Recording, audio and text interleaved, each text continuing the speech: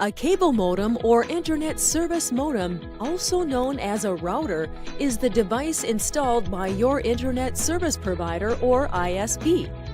Thousands of customers like yourself, business and residential, depend on this modem to protect their computers from internet threats. Although they provide one type of protection, this modem does not provide the protection needed to protect your systems from the new trends of infections, viruses, and ransomware.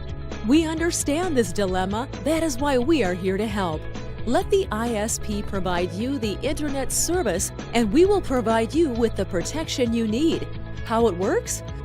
We will install a firewall security device after your modem. This device will be in charge of scanning, verifying, and inspecting all your requests to and from the internet.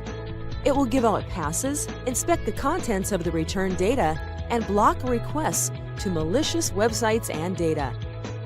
Secure your data, your business, your identity, and your systems today